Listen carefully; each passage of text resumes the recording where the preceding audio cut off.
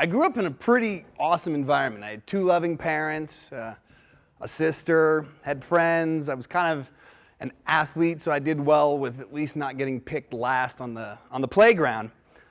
But I kind of struggled in school. In fact, I really struggled in school. And at an early age, I was diagnosed with dyslexia. I don't know what it's like not to have it, but at the time, the teachers and counselors said, he's 2 grades below reading level. He's not writing and communicating effectively. I don't think that this school is the right school for him. Again, I was young. I had no idea what was going on. I just kept on moving. And my mom and another teacher stood for me, and I stayed at the school. But what happened is that I continued to struggle in school. And I struggled in school to the point where it became a lot of anxiety. I hated taking tests. I was teased D for David in middle school. And I kind of just hated, education and teaching. But I had a couple teachers, John Threlkeld, Sally Kennedy, Dick Kenny, people that stood for me. And somehow along the way, I passed high school and I went to college. And then I found myself in college. And I was in, if you can imagine this, I had bleach blonde hair at the time, like Christmas white hair. I'm in South Africa and I'm living in a township. And this particular township had 35,000 black people, and it was me and my friend. We were the only 2 white people out of the entire group. So here I am from a somewhat sheltered life, good family, good friends, and all of a sudden my world gets blown up. And I find a couple things. I don't know how to process what I'm seeing. I don't know how to process the world. How is it that I have what I have, and these people have almost nothing? Third world situation. And I had a teacher there, and his name was Zed. And Zed was kind of a counselor, and I said, Zed, I don't know what to do with this. I'm really lost.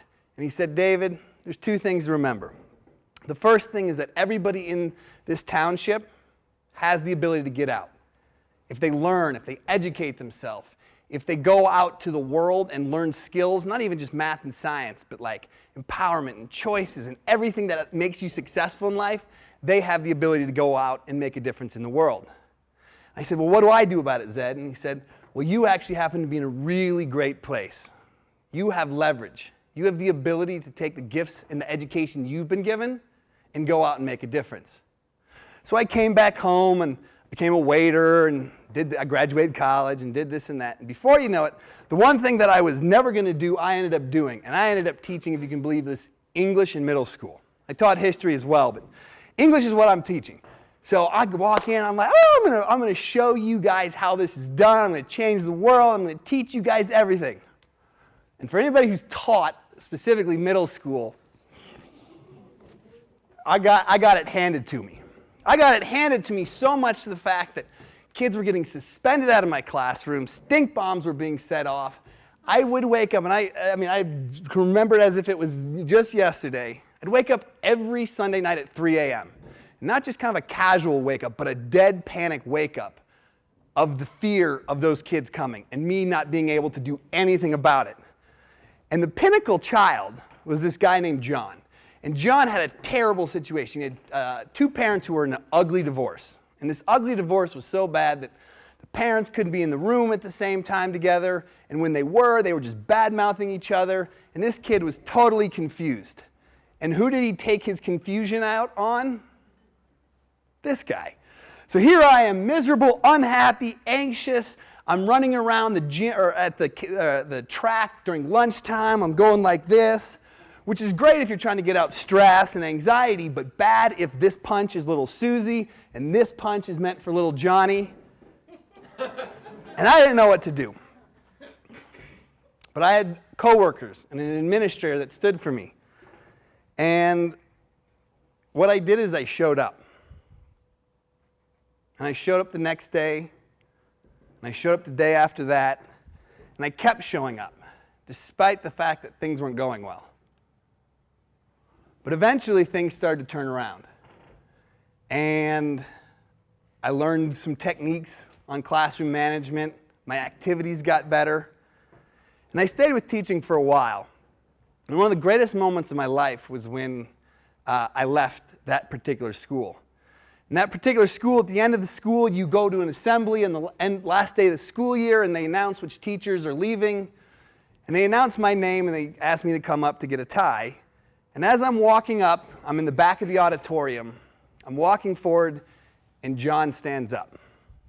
And John and I had gone through it.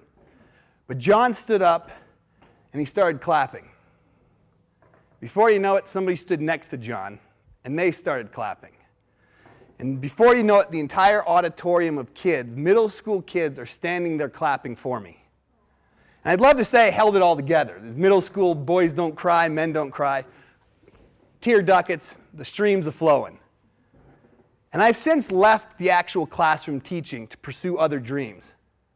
But to this day, I still teach. Now what I do for a career is I teach adults. I coach adults, I coach parents, I coach teachers, families, 20-somethings. And I tell you these stories of my struggle with education, my struggle with teaching to highlight this fact. And that fact is that we all have it inside of us, even when it's hard, even when it's struggle. It doesn't matter if it's teaching, it could be finance, relationships, money, sex, doesn't matter. And somewhere along the line, I got really clear that my mission, my goal, is to not only teach and to educate people, whether it's math, science, English, life, finances, but that I am here to be a stand in the way that my mother was when I was being asked to leave the school. When my mother was up at 12 o'clock at night reading my essays so I didn't fail the test. I'm here to be a stand for John Threlkeld, for Zed, for my coworkers and teachers, and any coach, mentor, person that has taught me to get me to a place where I am today. So to all of you, I want you to first of all go out and thank the teachers in your world. Not just classroom teachers, but teachers in life. And the second thing is go out there and follow your dreams and know that every single one of you has a purpose and a voice.